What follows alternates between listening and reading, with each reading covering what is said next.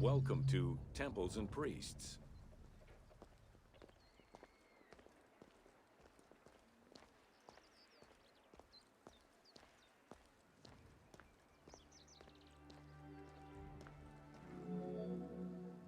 From its foundation, the city of Memphis favored worship of the god Ptah. The main temple of Ptah was known as Hutkaptah, meaning Palace of the Ka of Ptah.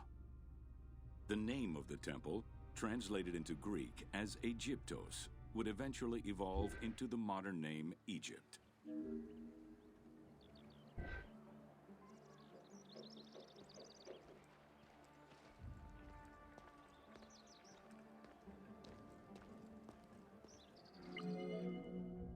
Temples were the center of religious, political, and economic life in ancient Egypt.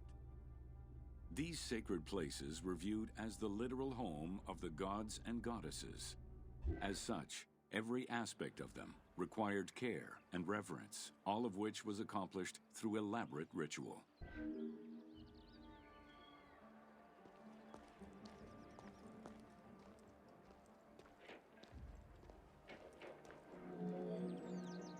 Located in the center of Memphis, the Temple of Ptah was the most prominent and imposing building in the city.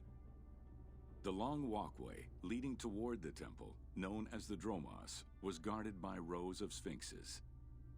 The entire sacred area was designed to keep the statue of the god protected, deep within the sacred enclosures that surrounded it.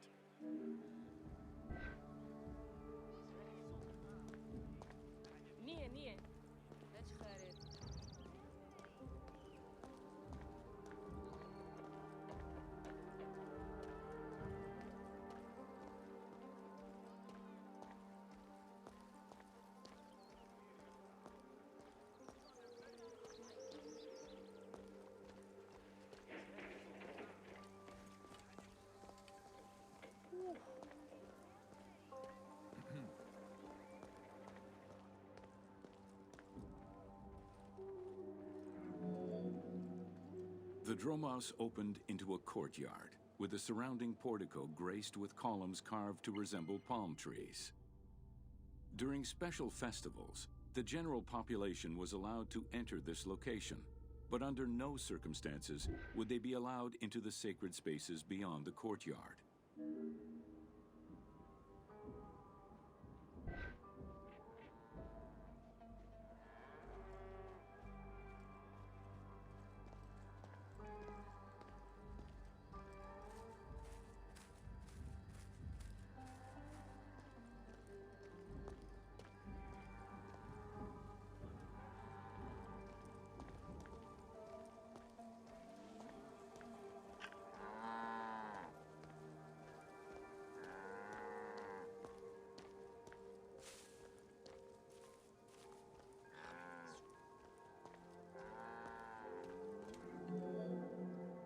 The Memphis Alabaster Sphinx was discovered in 1912, almost completely buried in water and sand.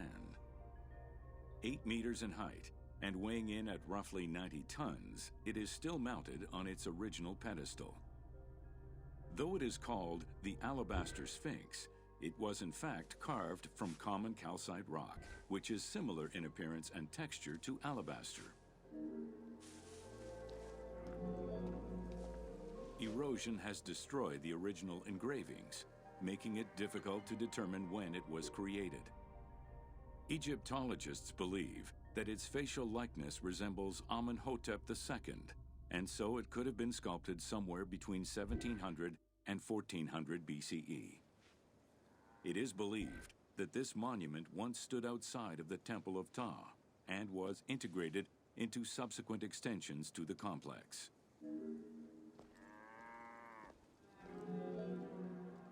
The size of the imposing sculpture reflects the importance it had to the temple during the New Kingdom. This Sphinx is one of the few remaining artifacts from the ruins of Memphis to survive.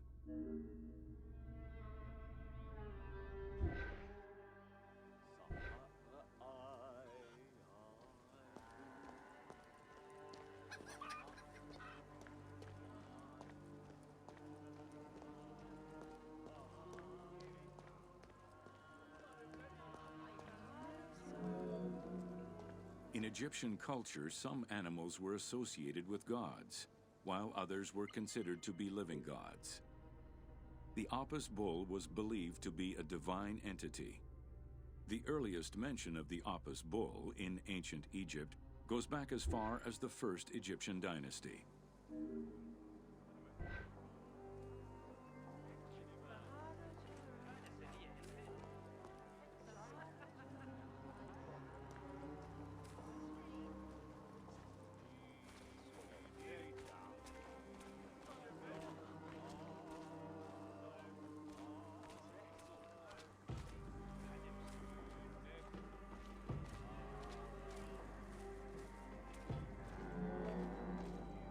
Originally the symbol of fertility, the Apis bull was linked to the god Ra, with the image of the sun carried between its horns.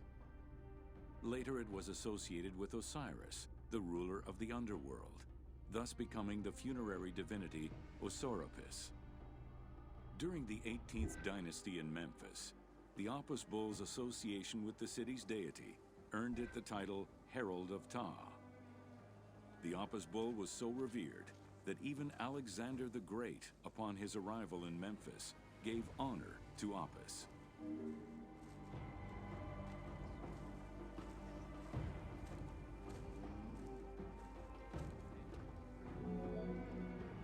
The Apis bull lived with its harem in a sacred barn located in an enclosure in the Temple of Ptah. Each bull bore 29 signs representative of its divinity. Among them, the bull had an eagle-shaped mark on its back, a double tail hair, and a scarab-shaped mark under the tongue.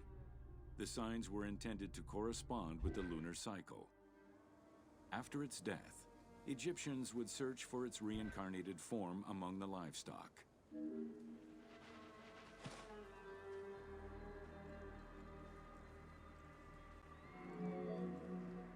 Like other living divinities, the mortal incarnation of the Apis bull was prayed to, and when it died, it was given a luxurious funeral, which included mummification.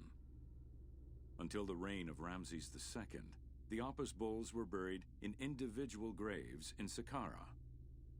During the 26th dynasty, the bodies of the bulls were buried in enormous stone vats in the underground corridors of the Serapeum of Memphis.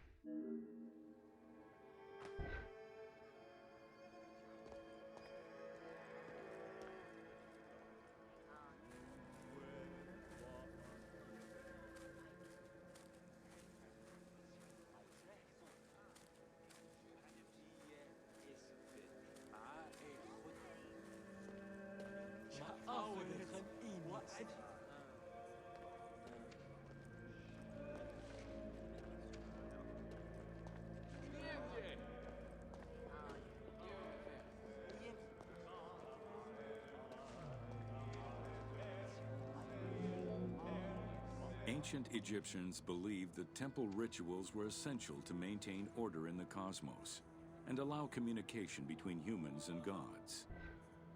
The pharaoh was required to bring offerings as part of a twofold promise made to the gods: to remain a just ruler and to prevent chaos from entering Egypt.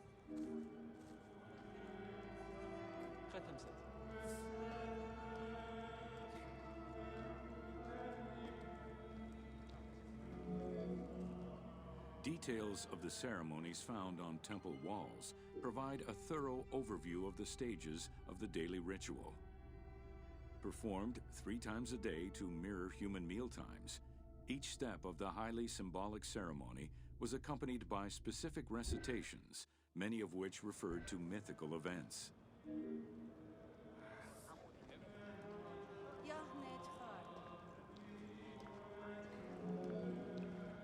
The high priest would first awaken the sleeping god with a chant. Then the seals of the shrine's doors were broken and the bolts drawn back. The act of swinging open the doors was a symbolic gesture where sight was granted to the deity. The priest would then bow and kiss the ground.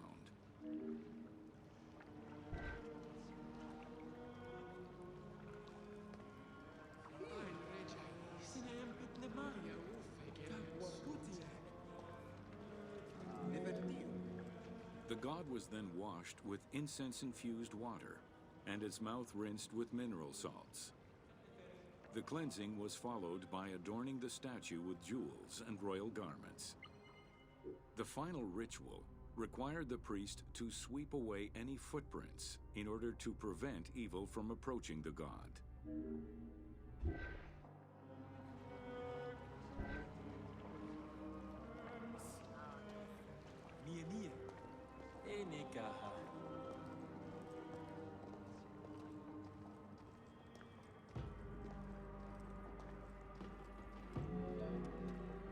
Heredity was the primary source of new recruits. Rarely was an outsider allowed this position. At the top of the temple hierarchy was the high priest. Each temple dedicated to a god had at least one high priest devoted to its care and service. During the Ptolemaic dynasty, one family held the position of high priest in Memphis for almost 300 years.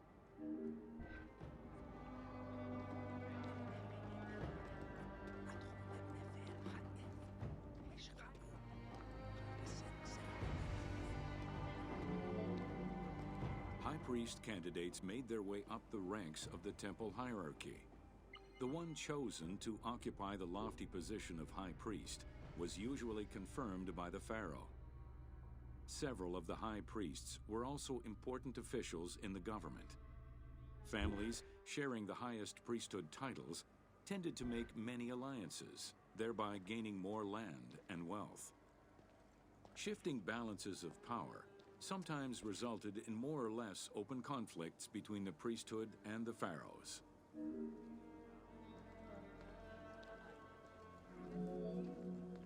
In the 21st dynasty, Thebes became the capital of an almost entirely theocratic government.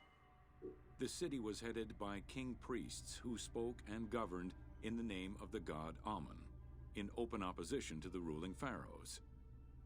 These king priests caused a massive decentralization of power, known as the Third Intermediate Period.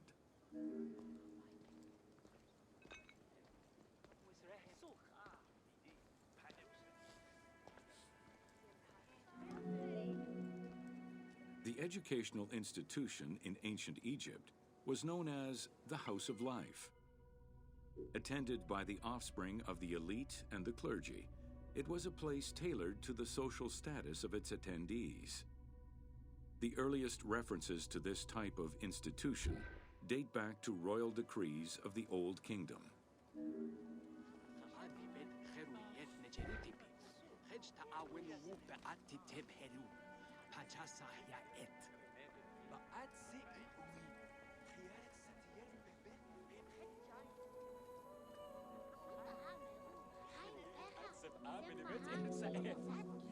Only two known centers have been uncovered, one in the abandoned city of Akhetaten and one at the temple of Ramses II on the west bank of Thebes.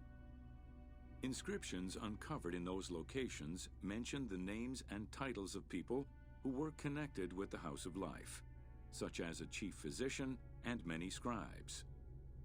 It is presumed that by the late kingdom, every temple had a House of Life.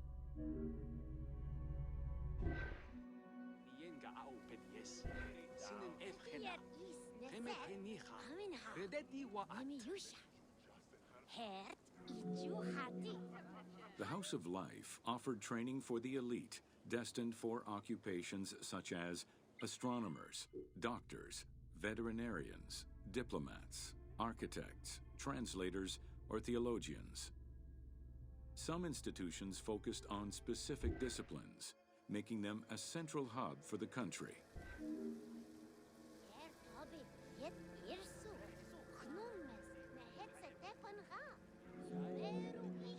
Not limited to instruction for young students, the House of Life was a source of reference for many scholars, with rooms dedicated to papyri of many disciplines.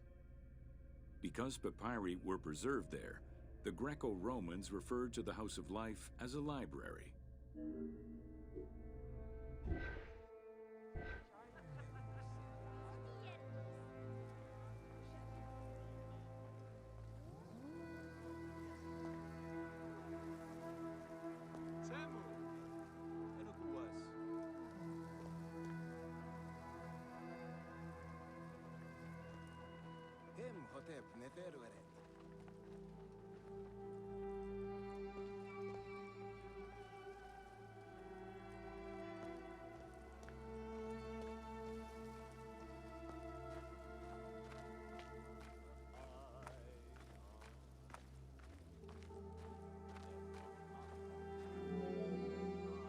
Ancient Egyptian economy was based on an unequal system of redistribution of goods.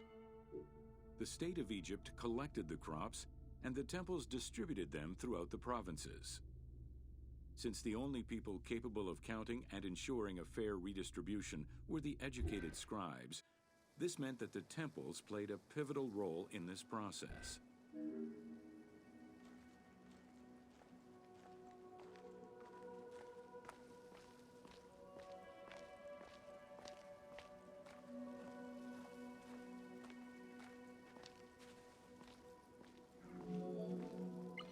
There are records of pharaohs making offerings of large tracts of land and animals to temples in order to maintain their favor.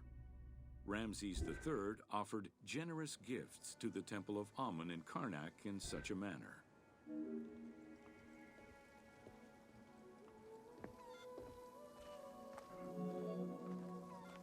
Palaces, warehouses, and granaries were built inside the temple compound to better control the redistribution of goods.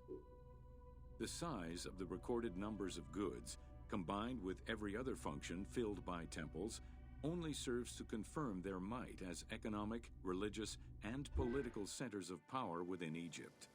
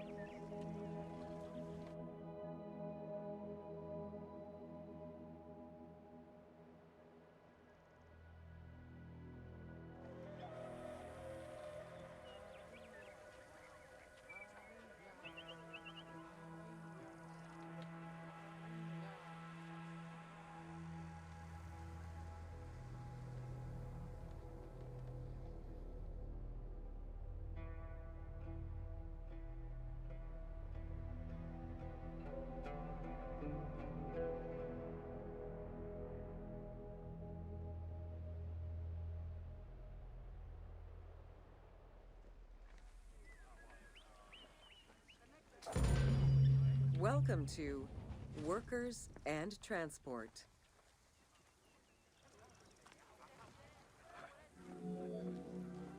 Whether workers were employed for the pyramid construction or at the quarries, the government supplied food and housing.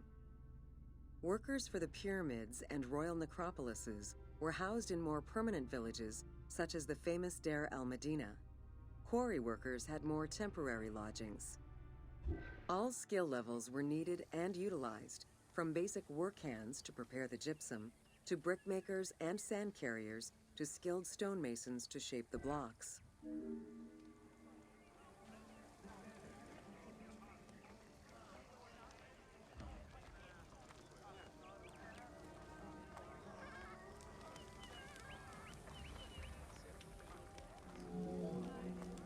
Skilled architects and engineers were employed year-round, while support labor were often farmers who worked on the quarries or construction during the Nile's flood season.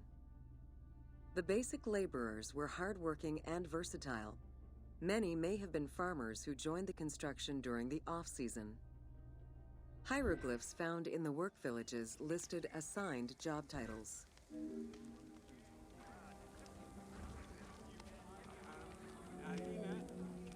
Archaeological research shows that no food was stored or prepared on site, but instead workers received abundant rations of bread, beer, and meat.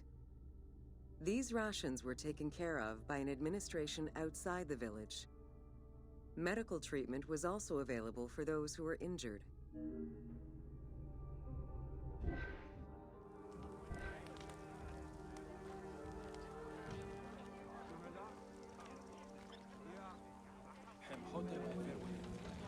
While some quarries were close to the Nile, others were located across the desert and required long expeditions. These expeditions were sanctioned by the state. They involved complex logistics and required many participants. Transporting a block by land meant that workers had to overcome the weight and friction of the load. To solve this, they first dug a track in the ground. This path was sometimes reinforced with rails upon which a sled, used to ferry the blocks, would be pulled.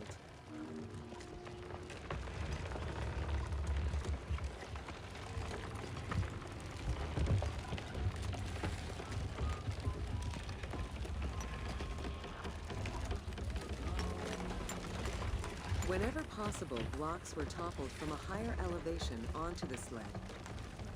Workers then poured water onto the clay at the front of the sled, creating a slick surface to more easily move the load. It wasn't until the New Kingdom that animals were used to tow the burden.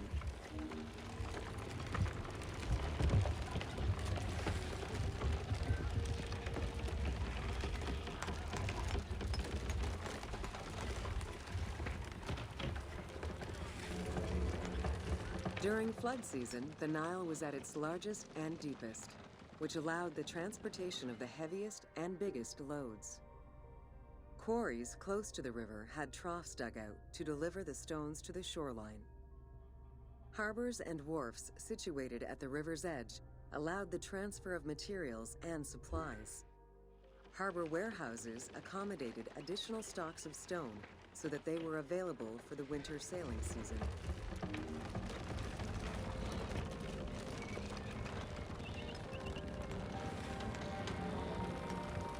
The Wadi al-Jarf papyri detail a limestone load intended for the Khufu pyramid that weighed in at 70 to 80 tons, or 30 blocks. One papyrus is a fragment from a foreman's notes taken while working on the Great Pyramid. It details the transportation of limestone blocks from the Tura quarries to the construction site of the pyramid. The other papyri are shipping logs containing archives of the sailors assigned to sail the Red Sea and the Nile.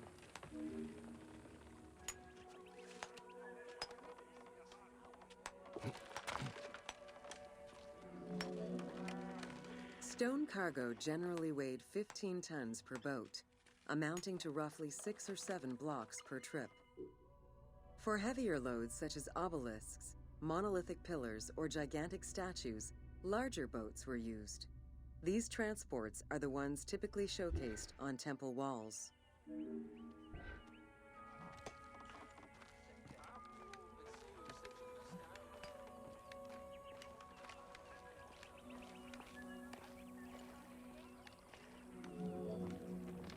River transportation was the most efficient way to ferry stone blocks between the quarry and the construction site. Blocks were transported by flotillas of several types of boats. The most detailed illustration of transport by river is a relief of Queen Hatshepsut's barge with an accompanying flotilla.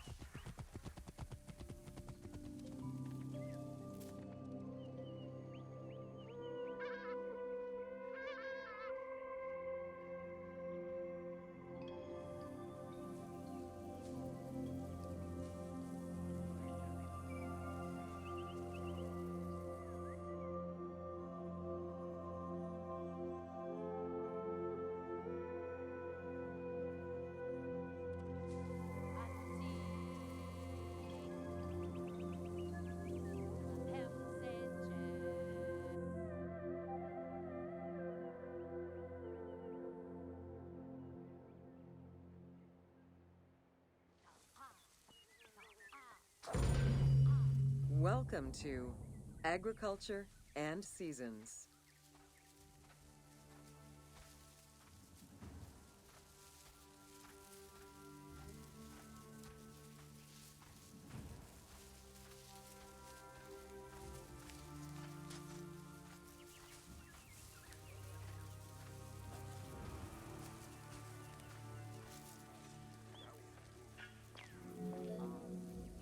While crops were cultivated in different oases around the desert, most of the arable lands were near the Nile.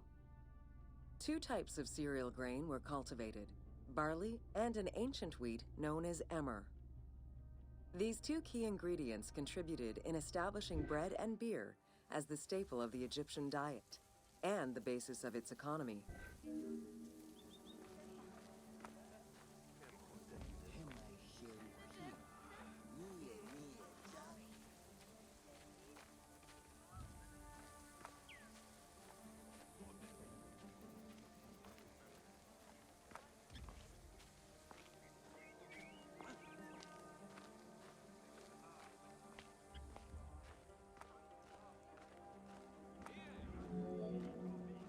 The Ptolemaic era created an agricultural revolution with the introduction of advanced agricultural techniques and new grain types such as rice, durum wheat, and pearl millet. The resulting agricultural mass production greatly increased the economy of ancient Egypt. It also prompted the development of storage and transportation, allowing long-distance trade with other regions.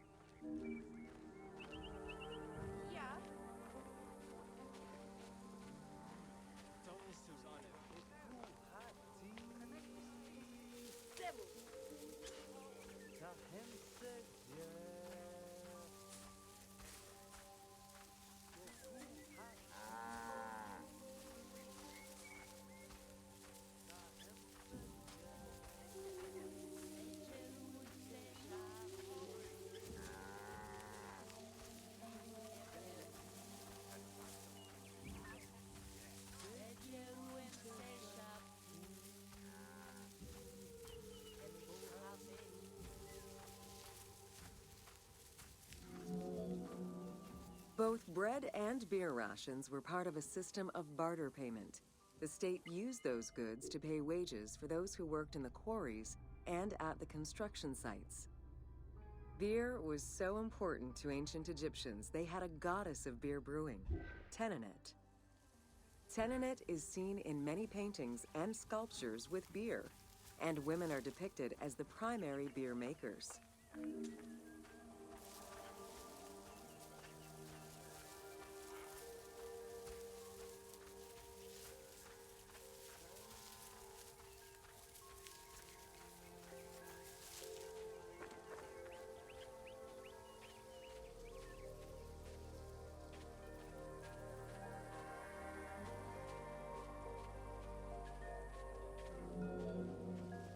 In order to increase agricultural production, fertile land was divided into plots and large agricultural villages were encouraged. The state and temples were the biggest landowners. Depending on the region, fertile land was managed by civil servants or rented to individuals. Ancient Egyptians relied on rudimentary tools for land cultivation. Soil was broken down with hoes, and wing plows were used to make furrows.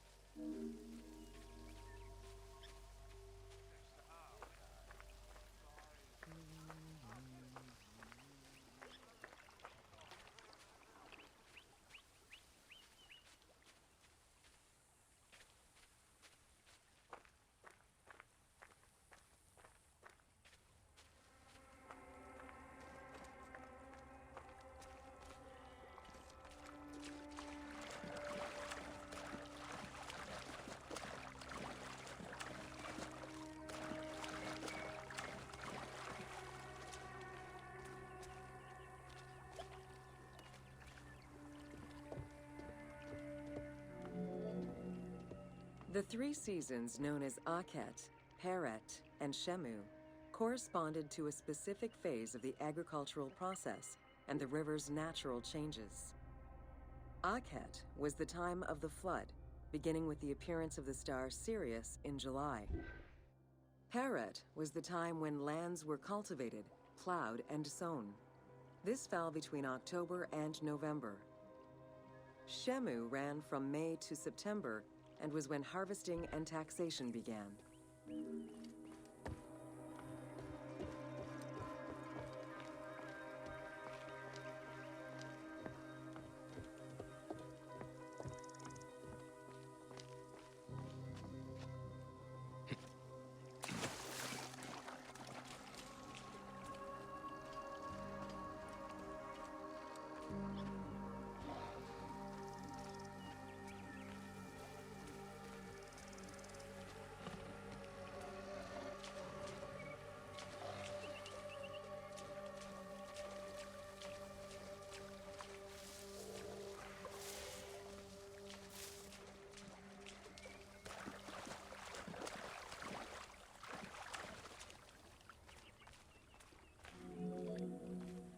The pharaoh's duty was to uphold order against chaos and provide for his people.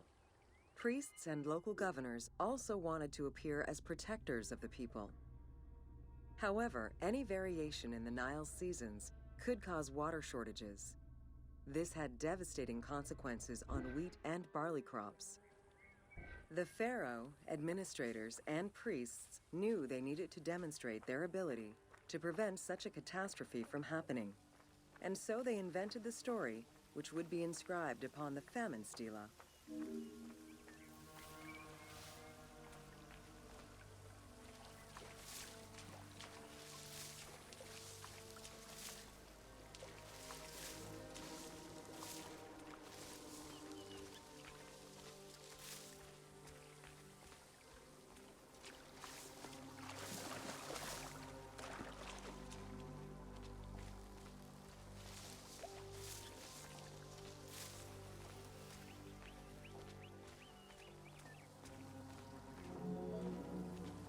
The story begins with the pharaoh worried for his people.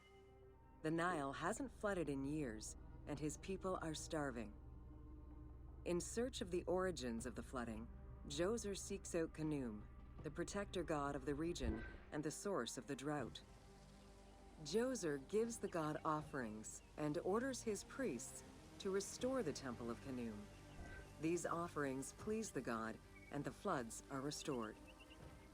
This story was intended to highlight the importance of the deity in everyone's daily lives, while also demonstrating the crucial role that the priests and the king played in feeding and protecting the people of Egypt.